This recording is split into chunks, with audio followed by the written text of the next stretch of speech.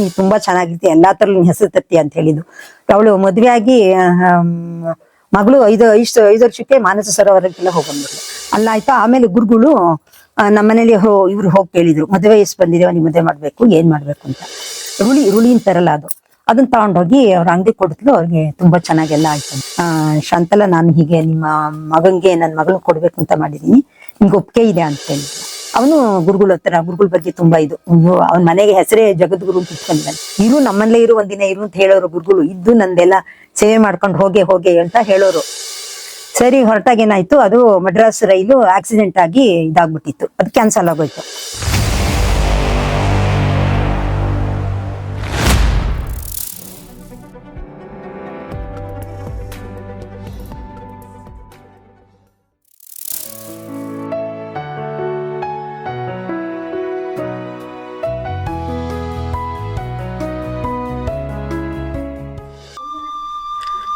ಮನೆಗಳಲ್ಲಿ ಬಾಳಿನ ಬೆಳಕಿನ ದೀಪ ಹಚ್ಚುತ್ತಿರುವ ಕಾಮಧೇನು ಕಲ್ಪವೃಕ್ಷವಾಗಿ ಸದಾ ಸರ್ವಜನರನ್ನು ಕಾಯುತ್ತಿರುವ ಸದ್ಗುರುಗಳೇ ನಮ್ಮ ಗುರುನಾಥರು.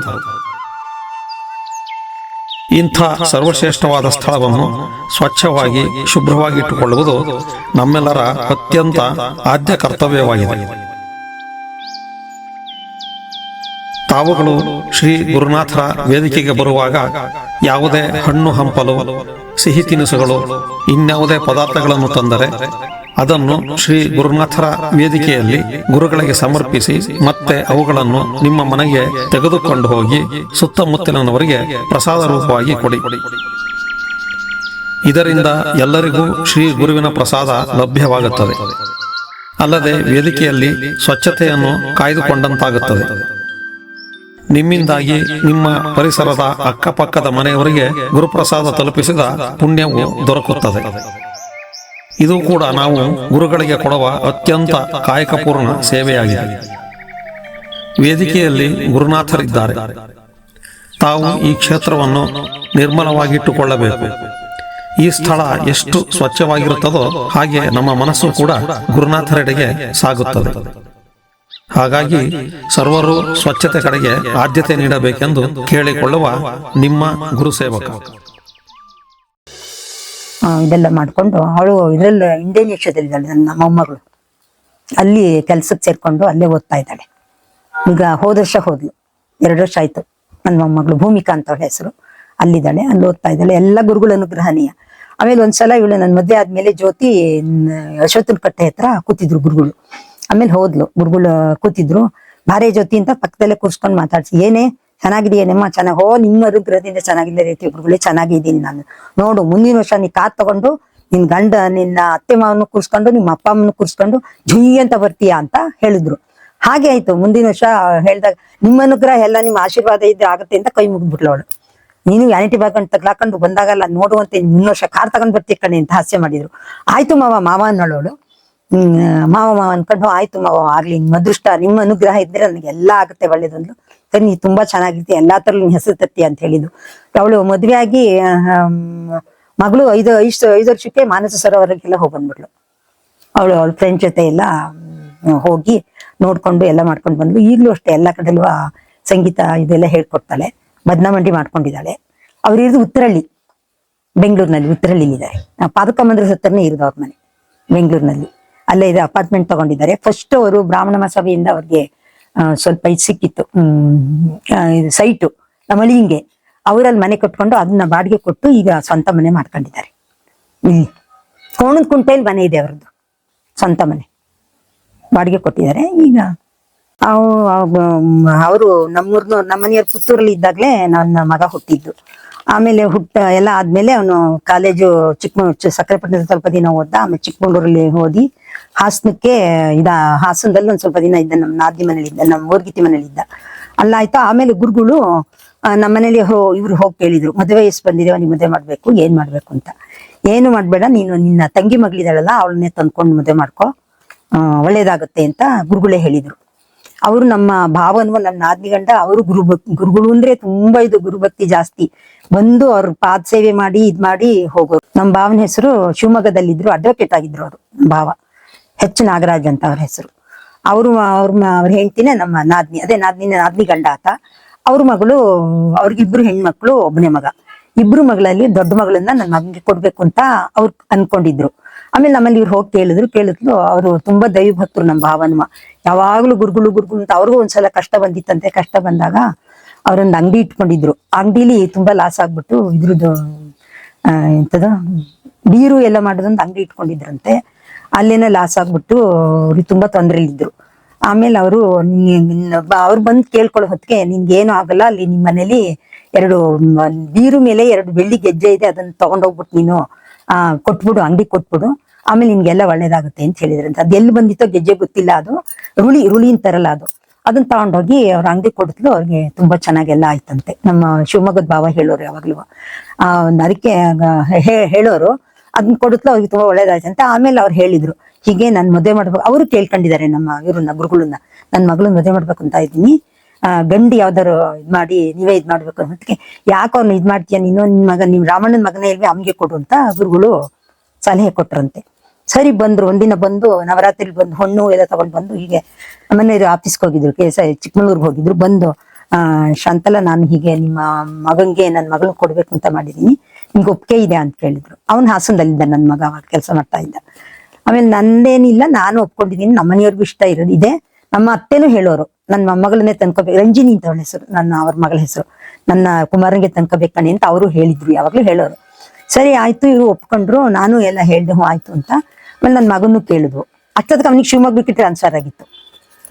ಟ್ರಾನ್ಸ್ಫರ್ ಆಗ್ತಾ ಅಲ್ಲಿಗೂ ಹೋಗಿ ಬಂದು ಎಲ್ಲ ಮಾಡಿದ್ರೆ ಮದ್ವೆಗಿದೆ ಏನು ಗೊತ್ತಿರ್ಲಿಲ್ಲ. ಆಮೇಲೆ ಗುರುಗಳು ಹೇಳಿದ್ರಲ್ಲ, ಆಗುತ್ತಮ್ಮ, ನೀನು ಹತ್ತಿರದಲ್ಲೇ ಇದೆ, ಇಲ್ಲ 40 ಕಿಲೋಮೀಟರ್ ದೂರದಲ್ಲಿದೆ, ನಿನ್ಗೂ ಇಷ್ಟ ಇದೆ, ಎಲ್ರಿಗೂ ಇಷ್ಟ ಇದೆ, ನೀನು ಮಾಡ್ಕೊ, ಒಂದೇ ಮನಸ್ಸಿಂದ ಮಾಡ್ಕೊಂಬಿಡು, ಒಳ್ಳೇದಾಗುತ್ತೆ ಅಂತ ಗುರುಗಳೇ ನಮಗೆ ಸಲಹೆ ಕೊಟ್ರು. ಆಯ್ತು ಅಂತ ಹೇಳಿ ಮಾಡ್ಕೊಂಡ್ರು ಅನ್ನ. ಅವನು ಗುರುಗಳ ಬಗ್ಗೆ ತುಂಬಾ ಅವನ ಮನೆಗೆ ಹೆಸರೇ ಜಗದ್ಗುರು ಅಂತ ಇಟ್ಕೊಂಡಿದ್ದಾನೆ ನನ್ನ ಮಗ. ಅವನು ಮನೆ ತಗೊಂಡಿದ್ದಾನೆ, ವಿಜಯನಗರದಲ್ಲಿ ಮನೆ ಮಾಡ್ಕೊಂಡಿದ್ದಾನೆ. ಮಾಡ್ಕೊಂಡು ಚೆನ್ನಾಗಿದ್ದಾನೆ. ಶಿವಮೊಗ್ಗದಲ್ಲಿ ಕೆಲಸ ಮಾಡ್ತಾ ಇದ್ದ. ಅವಾಗ ನಮ್ಮ ನಾದ್ನಿ ಮನೆ ಅಲ್ಲೇ ಇತ್ತು. ಅವನು ಹೋಗಿ ಬಂದು ಎಲ್ಲ ಮಾಡ್ತಾ ಇದ್ದ. ಅಷ್ಟೊತ್ತಿಗೆ ಗುರುಗಳನ್ನೆಲ್ಲ ಕೇಳಿ ಹೊತ್ತಿಗೆ ಮದುವೆ ಮಾಡ್ಕೊ ಅಂತ ಹೇಳಿದ್ರು. ಅಷ್ಟೊತ್ತಿಗೆ ನಿಮಗೆ ಬೆಂಗಳೂರಿಗೆ ಟ್ರಾನ್ಸ್ಫರ್ ಆಯ್ತು. ಬೆಂಗಳೂರಿಗೆ ಹೋಗ್ಲು ಇಲ್ಲಿ ಶಿವಮೊಗ್ಗದಲ್ಲಿ ಇದ್ದಾಗಲೇ ಮದುವೆ ಮಾಡ್ಕೊಂಡು ಅವ್ನು ಬೆಂಗಳೂರಲ್ಲೇ ಇದ್ದ ನನ್ನ ಮಗನುವ. ಆಮೇಲೆ ಇಲ್ಲಿ ನಮ್ಮ ನಾದ್ನಿ ಗಂಡ ಅವರು ಬೆಂಗಳೂರಲ್ಲೇ ಇದ್ರು, ಶಿವಮೊಗ್ಗದಲ್ಲೇ ಇದ್ರು. ಇದ್ರೇನಾಯ್ತು, ಅವ್ರಿಗೆ ಆ ಮಗನ್ಗೆ ಕೆಲಸ ಸಿಕ್ತು ಬೇಗ. ಅವ್ರಿಗೆ ಒಬ್ಬ ಮಗ ಇದ್ದ, ಗಿರೀಶ್ ಅಂತ ಅವನ ಹೆಸರು. ಅವನು ಒಳ್ಳೆ ಇದ್ರೊಳಗೆ ಇಂಜಿನಿಯರ್ ಕೆಲಸ ಮಾಡ್ತಾ ಇದ್ದ ಬೆಂಗಳೂರಿನಲ್ಲೇ. ಅಲ್ಲಿದ್ನೆಲ್ಲ ಇವನು ಅಪ್ಪ ಅಮ್ಮಂಗೆ ಹುಷಾರಿಲ್ದಾಗ, ತಂದೆಗೆ ಹುಷಾರಿಲ್ದಾಗ ಆಯ್ತು, ಅಲ್ಲಿಗೆ ಬಂದ್ಬಿಡಿ ಅಂತ ಶಿವಮೊಗ್ಗ ಬಿಟ್ಟು ಕರ್ಕೊಂಡು ಹೋಗ್ಬಿಟ್ಟ ಅಲ್ಲಿಗೆ. ಮದುವೆ ಆದ್ಮೇಲೆ ಎಲ್ಲರೂ ಅಲ್ಲೇ ಇದ್ರು. ಅವ್ರ ಮಗಳದ್ದು, 2ನೇ ಮಗಳದ್ದು ಅಲ್ಲೇ. ಇನ್ನೊಬ್ಬಳ ಹೆಸರು ರಮ್ಯಾ ಅಂತ, ಅವಳು ಲಾಯರ್ ಆಗಿದ್ದಾಳೆ ಬೆಂಗಳೂರಿನಲ್ಲಿ. 2ನೇ ಮಗಳು. ಇವಳು 1ನೇ ಮಗಳು ರಂಜಿನಿ ಅಂತ ನನ್ನ ಸೊಸೆಯವಳು.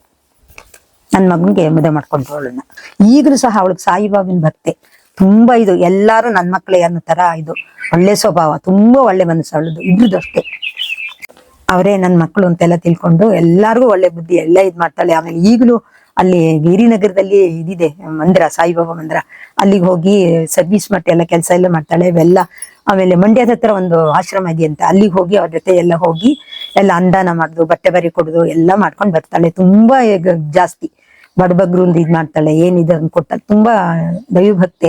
ಗುರುಗಳನ್ನ ಕಂಡ್ರೆ ತುಂಬಾ ನಮ್ಮಲ್ಲೇ ಒಂದಿನ ಇರು ಅಂತ ಹೇಳೋರು ಗುರುಗಳು. ನಂದೆಲ್ಲ ಸೇವೆ ಮಾಡ್ಕೊಂಡು ಹೋಗೆ ಅಂತ ಹೇಳೋರು. ಅವಳು ಇರ್ತಿರ್ಲಿಲ್ಲ, ಬೇಗ ಹೋಗ್ಬಿಡೋಳು. ಹಾಗಾಗಿ ಅವಳಿಗೆ ಗುರುಗಳು ಅಂದ್ರೆ ಇಷ್ಟ. ಮನೆಗೆ ಸದ್ಗುರು ಅಂತಲೇ ಗಂಡ ಹೆಂಡತಿ ಹೆಸರು ಇಟ್ಕೊಂಡಿದ್ದಾರೆ. ಆರಾಮಾಗಿದ್ದಾರೆ, ಏನು ಹೇಳ್ತೀವಿ ಅದೊಂದು ಬಿಟ್ಬಿಟ್ರೆ ಇನ್ನೇನಿಲ್ಲ, ಚೆನ್ನಾಗಿದ್ದಾರೆ ಗಂಡ ಹೆಂಡತಿ ಇಬ್ರು. ಇವಳು ಪಾಪ ನನ್ಗಿದಿಲ್ಲ ಏನಿಲ್ಲ ಆ ತರ ಯೋಚನೆನೂ ಮಾಡುದಿಲ್ಲ. ಎಲ್ಲಾ ಬಡಬಗ್ರು ಯಾರಿದ್ರು ಅವಳಿಗೆ ಒಳ್ಳೆ ಮನಸ್ಸು. ಏನಿರುತ್ತೋ ಅದ್ ಕೊಡ್ತಾಳೆ, ಹೋಗ್ತಾಳೆ, ದೇವ್ರ ಸೇವೆ ಮಾಡ್ತಾಳೆ. ಯಾರ ಬಗ್ಗೆನೂ ಏನು ಮಾತಾಡ್ಬೇಕು, ದೇವ್ರ ಸಾಯಿಬಾಬಾ ಅಂತ ಯಾವಾಗ್ಲೂ ಜಪ ಮಾಡ್ತಿರ್ತಾಳೆ. ಏನಿಲ್ಲ, ಚೆನ್ನಾಗಿದ್ದಾರೆ ಗಂಡ ಹೆಂಡತಿ ಇಬ್ರು. ನನ್ ಮಗನ ಮದುವೆ ಹೊಸ್ತರಲ್ಲಿ ನಾವೆಲ್ಲ ಕಾಶಿಗೆ ಹೋಗ್ಬೇಕು ಅಂತ ತುಂಬಾ ಆಸೆ ಇತ್ತು. ನಮ್ ನಾದ್ನಿ ಒಬ್ರು ನಾಗ್ಪುರದಲ್ಲಿದ್ರು, ನಮ್ಮನೆಯವ್ರ ತಂಗಿ. ಅವ್ರ ಹತ್ರ ಎಲ್ಲ ತಿಳ್ಕೊಂಡಿದ್ದ ನನ್ ಮಗ. ಕಾಶಿಗೆ ಹೋಗಿ ಏನ್ ಮಾಡ್ಬೇಕು, ಎಲ್ಲಿಗೆ ಹೋಗ್ಬೇಕು ಅಂತ ನಮಗೂ ಏನು ಗೊತ್ತಿರ್ಲಿಲ್ಲ. ಅವನು ಅವಾಗಿನ ಮದುವೆಗೆ ಹೊಸ್ತರಲ್ಲಿತ್ತು, ಹೊಸ್ತಾಗ ಮದುವೆ ಆಗಿತ್ತು. ಅವನಿಗೂ ಮದುವೆಗೆ 1 ವರ್ಷ ಆಗಿತ್ತು ಅಷ್ಟೇ. ಆಮೇಲೆ ಸರಿ ಕಾಶಿಗೆ ಹೋಗ್ಬೇಕು ಅಂತ ಅವ್ರನ್ನೆಲ್ಲ ಕೇಳ್ಕೊಂಡೆಲ್ಲ ತಿಳ್ಕೊಂಡು ಹೊರಟ್ವು ಕಾಶಿಗೆ. 2006ರಲ್ಲಿ 6ನೇ ಇಸ್ವಿಲಿ ನನ್ನ ಮಗನ ಮದ್ವೆ ಆಯ್ತು. 2007ರಲ್ಲಿ ನಾವು ಕಾಶಿಗೆ ಹೊರಟು. ಅವಾಗ ಏನಾಯ್ತು ಅಂದ್ರೆ ಮಡ್ರಾಸ್ ಮೇಲೆ ಹೋಗ್ಬೇಕು ಅಂತ ಆಗಿತ್ತು ಕಾಶಿಗೆ. ಎಲ್ಲ 6 ಜನ ಹೊರಟಿದ್ವು. ನಾನು, ನಮ್ಮನೆಯವರು, ನನ್ನ ಮಗ, ಸೊಸೆ, ನನ್ನ ಬೀಗಿತ್ತಿ, ಅವ್ರ ಹೆಂಡತಿ, ಒಟ್ಟು 6 ಜನ ಹೊರಟಿದ್ವು. ಸರಿ ಹೊರಟಾಗ ಏನಾಯ್ತು, ಅದು ಮಡ್ರಾಸ್ ರೈಲು ಆಕ್ಸಿಡೆಂಟ್ ಆಗಿ ಇದಾಗ್ಬಿಟ್ಟಿತ್ತು. ಅದು ಕ್ಯಾನ್ಸಲ್ ಆಗೋಯ್ತು. ಟ್ರೈನು ಕ್ಯಾನ್ಸಲ್ ಆಯ್ತು. ನಾವು ಟಿಕೆಟ್ ಎಲ್ಲ ಮುಂದಕ್ಕೆ ಇದ್ ಮಾಡ್ತೀವಿ ಅಂತೆಲ್ಲ ಹೇಳಿದ್ರು. ಸರಿ ಹಾಗೆ ಆಗ್ಲಿ ಅನ್ಕೊಂಡು ಸುಮ್ಮನಿದ್ವು. ಆಮೇಲೆ ಆಯ್ತು ಹೀಗೆ ಆಯ್ತು, ತುಂಬಾ ಆಸೆ ಪಟ್ಕೊಂಡು ಹೊರಡ್ತಲ್ಲ, ಹೀಗಾಯ್ತು ಅಂತ ಗುರುಗಳ ಹತ್ರ ಹೋದೆ. ಹೋಗುತ್ತಲೋ ಯೋಚನೆ ಮಾಡ್ಬೇಡ ಕಣಮ್ಮ, ಇದೇ ಟ್ರೈನ್ ಮತ್ತೆ ಇನ್ನು 15 ದಿನಕ್ಕೆ ಹೊರಡುತ್ತೆ, ಯೋಚನೆ ಮಾಡ್ಬೇಡ, ನಿನ್ಗೆ ನಾನೊಂದು ಕೆಲಸ ಹೇಳ್ತೀನಿ ಮಾಡ್ತೀಯ ಅಂದ್ರು. ಏನು ಅಂದೆ, ನೀನ್ ಸಂತೆಗೆ ಹೋಗ್ಬಿಟ್ಟು 2 ಬುಗುರಿ ತಗೊಂಬಾ ಅಂದ್ರು. ಬುಗುರಿ ತರಿಸಿದ್ರು, ತಗೊಂಬಾ ಅಂದ್ರು. ನನ್ನೇ ಕಳ್ಸಿದ್ರು. ನಾನೇ ಹೋಗಿ ಇಲ್ಲಿ ಪ್ರತಿ ಮಂಗಳವಾರನ ಸಂತೆ ನಡೆಯುತ್ತೆ, ಹೋದೆ. 2 ಬುಗುರಿ ತಗೊಂಬಂದೆ. ಆಮೇಲೆ ಒಂದು ಹಳದಿ ಬಟ್ಟೆನೂ ತಗೊಂಬಾ ಅಂತ ಹೇಳಿದ್ರು. ಹಳದಿ ಬಟ್ಟೆನೂ ತಗೊಂಬಂದು ಕೂರ್ಸ್ಕೊಂಡು ಅಲ್ಲೇ ಮಣೆ ಹಾಕಿ ಕೂರ್ಸಿ, ಯೋಚನೆ ಮಾಡ್ಬೇಡ ನೀನು, ಇದನ್ನೆಲ್ಲ ಮಾಡ್ಕೊಡ್ತೀನಿ ನಾನು ಅಂತ ಹೇಳಿ ಆ ಬುಗ್ರಿನ ಹಳದಿ ಬಟ್ಟೆ ಒಳಗೆ ಇಟ್ಟು ಮುಚ್ಚಿ, ಆಮೇಲೆ ನೀನು ಹೋಗೋದಕ್ಕೆ ಇದೆಲ್ಲ ಕೊಡ್ತೀನಿ ಬಿಟ್ಟು ಚಿಲ್ರೆ, ಆಮೇಲೆ ಹೊಸ ತ್ರಿವೇಣಿ ಸಂಗಮದಲ್ಲಿ ಬಿಡ್ಕೊಂಡು ಸೀರೆ, ದಕ್ಷಿಣೆ ಎಲ್ಲ ಕೊಟ್ಟು, ಇದನ್ನ ನೀನು ಬ್ಯಾಗಲ್ಲಿ ಜೋಪಾನವಾಗಿ ಇಟ್ಕೊಂಡಿರು. ಕಾಚಿಗೆ ಹೊರಟಿಯಲ್ಲಿ 15 ದಿನ ಖಂಡಿತ ಹೊರಡುತ್ತೆ ರೈಲು, ಅದೇ ರೈಲು ಹೊರಡುತ್ತೆ, ಅದಕ್ಕೆ ಹೋಗ್ಬೇಕು, ನಿನ್ನ ಬ್ಯಾಗಲ್ಲಿ ಕೆಳಗಡೆ ಇಟ್ಕೊಂಡಿರು ಅಂತೇಳಿ ಇದು ಮಾಡಿ ಕೊಟ್ರು. ಮುಟ್ಬಿಟ್ಟು ಕೊಟ್ರು ನನಗೆ. ಚಿಲ್ಡ್ರೇನು ಕೊಟ್ರು, ಸೀರೆನೂ ಕೊಟ್ರು, ಎಲ್ಲ ಕೊಟ್ರು. ಆಮೇಲೆ ಆಯ್ತು ಅಣ್ಣ, ಹೀಗೆ ಇನ್ನು 15 ದಿನ ತನಕ ಕಾಯ್ಕೊಂಡು ಎಲ್ಲ ಆಯ್ತು. ಹೋದ್ರೆ ನಮ್ಗೇನು ತೊಂದರೆ ಆಗ್ಲಿಲ್ಲ, ಆರಾಮಾಗಿ ಹೋದ್ವು. ಟ್ರೈನು ಸಿಕ್ತು, ಎಲ್ಲ ಆಯ್ತು. ಆಮೇಲೆ ಒಂದ್ ಕಡೆ ಸ್ವಲ್ಪ ಇದಾಯ್ತು, ಅದಿನ್ನೇನು ಎಲ್ಲ ಕಡೆನೂ ಆಗದೆ ಟ್ರೈನಿಗೆ ಕಾದ್ವು ಅಷ್ಟೇನೆ, ಇನ್ನೇನು ತೊಂದರೆ ಆಗ್ಲಿಲ್ಲ. ಅವಾಗೆಲ್ಲ ಇದೆಲ್ಲ ಇರ್ಲಿಲ್ಲ, ವಿಮಾನನೂ ಇರ್ಲಿಲ್ಲ. ಅವಾಗ ವಿಮಾನ ಇರ್ಲಿಲ್ಲ, ಗಾಡಿಲೇ ನಡ್ಕೊಂಡು ಹೋಗ್ಬೇಕು. ನಮ್ಮ ಹೊರೆ ನಾವೇ ಹೊತ್ಕೊಂಡು ಹೋದ್ವು, ಎಲ್ಲ ಕಡೆ ಸ್ಟೇಷನ್ ಎಲ್ಲ ಹೋದ್ವು, ಅಲ್ಲೇ ಮಲಗಿದ್ದು, ಅಲ್ಲೇ ಊಟ ವ್ಯವಸ್ಥೆ ಎಲ್ಲ ಆಯ್ತು. ನಮ್ಮನೆಯವ್ರಿಗೆ ಇಷ್ಟ ಆಗ್ಲಿಲ್ಲ ಅಲ್ಲಿಗೆ ಹೋಗಿದ್ದು. ಯಾಕೆಂದ್ರೆ ಅವಾಗ ಕಾಶಿ ತುಂಬಾ ಗಲೀಜೆಲ್ಲ ಇತ್ತು. ಅವ್ರು ಅಂದೇ ಬಿಟ್ರು, ನಮ್ಗೆ ಕಾಶಿಗೆ ಬಂದಿದ್ದು ನಂಗೊಂಚೂರು ಇಷ್ಟ ಆಗ್ಲಿಲ್ಲ, ನಮ್ಮೂರು ಬಳ್ಳಾಲೇಶ್ವರ ದೇವ್ರ ಇಷ್ಟ ನನಗೆ ತೃಪ್ತಿ ಆಗುತ್ತೆ, ನನ್ಗೆ ಇಷ್ಟ ಆಗ್ಲಿಲ್ಲ ಅಂತ ಹೇಳಿದ್ರು. ಈಗಲೇ ಹೋಗ್ತೀನಿ ಅಂತ ಕೂತ್ಬಿಟ್ರು. ಆಮೇಲೆ ನನ್ನ ಮಗ ಬೈದ, ಬೇಡ, ಅಷ್ಟು ಸಾವಿರಾರು ಮೈಲಿ ದೂರದಿಂದ ಬಂದು ರೈಲಲ್ಲಿ ಸಿಗುತ್ತೆ, ಇಷ್ಟು ಹಠ ಮಾಡಿ ಹೋಗ್ತೀನಿ, ನಾನು ಊಟನೂ ಮಾಡಲ್ಲ ತಿಂದಿದ್ದಿಲ್ಲ ಅಂತ ಏನು ಅಳ್ತಾ ಕೂತ್ಬಿಟ್ರು ನಮ್ಮನೆಯವರು. ನಾನು ಹೋಗುದೇ ಇಲ್ಲ, ಹೊಟ್ಟೋಗ್ತೀನಿ ನಾನು ಊರಿಗೆ ಅಂತ. ಸಕ್ಕರೆಪಟ್ಟಣ ಏನು ಇಲ್ಲಿದ್ಯಾ, ಅಷ್ಟು ದೂರ ಇದೆ, ಆಗಲ್ಲ ಅಂತ ಸಮಾಧಾನ ಮಾಡಿ, ಆಮೇಲೆ ತ್ರಿವೇಣಿ ಸಂಗಮನೆಲ್ಲ ಸ್ನಾನ ಮಾಡ್ಕೊಂಡು, ಅಲ್ಲೇನು ತೊಂದರೆ ಆಗ್ಲಿಲ್ಲ, ಆರಾಮಾಗಿ ಹೋಗಿ ಅಲ್ಲಿ ಸ್ನಾನ ಮಾಡ್ಕೊಂಡು ಊಟ ಮಾಡ್ಕೊಂಡು ಎಲ್ಲ ಮಾಡ್ಕೊಂಡು, ಅವ್ರು ಕೊಟ್ಟಿದ್ದ ಸೀರೆ ಇದೇ ಸೀರೆ ಇದ್ ಮಾಡ್ಬೇಕು ಅಂತ ಹೇಳಿದ್ರು ಗುರುಗಳು.